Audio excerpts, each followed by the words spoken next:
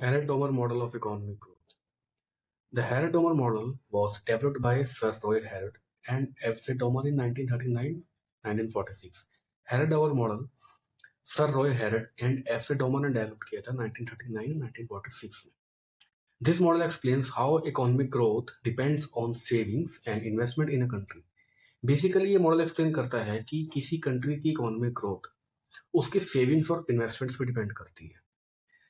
The basic idea was that economic growth occurs when a country saves more and invests efficiently.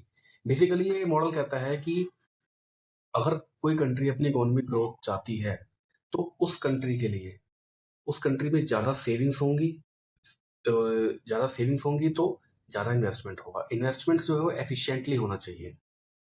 More savings more investment for economic growth. अगर किसी country को economic growth करनी है तो वहाँ के जो कंट्री की जो सेविंग्स है वो ज़्यादा होनी चाहिए. उससे क्या होगा, इन्वेस्टमेंट ज़्यादा होगा तो फास्टर इकोनॉमिक ग्रोथ होगी.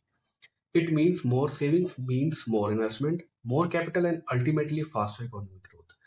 यानी कि ये मॉडल बेसिकली सिंपली बता रहा है कि अगर देश की तरक्की चाहते हैं, देश की ग्रोथ चाहते हैं, इकोनॉमिक ग्रोथ चाहते हैं तो उस कंट्री में सेविंग्स ज़्यादा होनी चाहिए. यानी कि इनकम का कुछ पार्ट सेविंग्स में जाना चाहिए. सेविंग्स ज़्यादा होंगी उससे हमारा इन्वेस्टमेंट ज़्यादा होगा. इन्वेस्टमेंट ज़्यादा होगा तो अल्टीमेटली कैपिटल ज़्यादा बनेगा प्रोड्यूसर्स के लिए. फर्दर वो प्रोडक्शन करेंगे जिससे कि हमारी इकोनॉमिक ग्रोथ है वो फास्टर होएगी. तो फॉर्मूला कहता है growth is equal to savings upon capital output ratio. अगर हम ग्रोथ चाहते हैं तो ये एक फॉर्मूले पे डिपेंड है, सेविंग्स और कैपिटल आउटपुट रेशियो. सेविंग्स होंगी, सेविंग्स से इन्वेस्टमेंट होएगा, हमारा सेविंग्स करेंगे वो हमारा इन्वेस्टमेंट होएगा, वो हमारा आगे फर्दर कैपिटल बनेगा जिससे प्रोडक्टिविटी बढ़ेगी, आउटपुट बढ़ेगा, इकोनॉमी ग्रोथ करेगी. Capital output ratio means lower capital, capital is used efficiently, more output. अगर कैपिटल कम है तो वो एफिशिएंटली इस्तेमाल हो रहा है, एफिशिएंटली यूज हो रहा है, आउटपुट ज़्यादा मिलेगा.